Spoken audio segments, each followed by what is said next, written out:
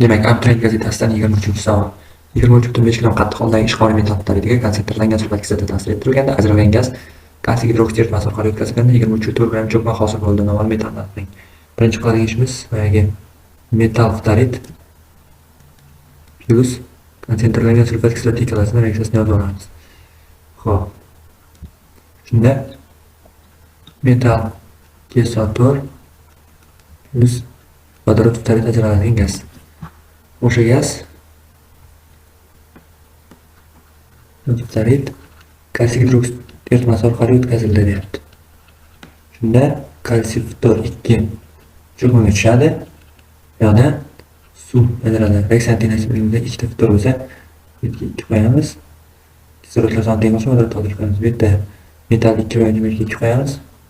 2 qo'yamiz. Endi bizdan masala sharti bo'yicha 25,2 gram ekan 23,4 bilan cho'kma tushib turadi.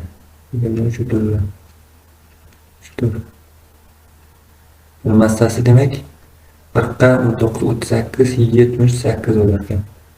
Bunday kelsak bu 2 mol. Buni topadigan bo'lsak demak ikkovi bundan 3 marta ko'p qisqaradi. Ya'ni 0,3 ga 1 nisbat ekan. Barabar 0,6.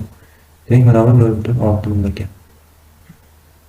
Pastda 2 mol reaksiya bo'yicha. Proporsiya topadigan bo'lsak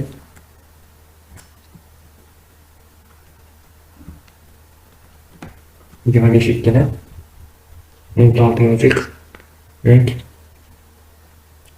25,2 ni ko'paytirib 2 ga bo'lsak 0,6 ga 84 chiqadi. 84 ni bo'lsak 2 ga metall xloriddan 2 ta mana.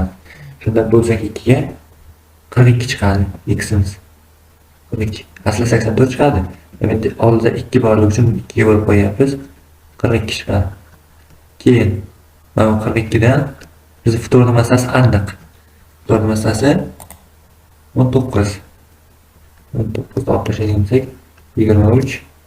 Ya'ni natriy qoladi. Demak, javob D.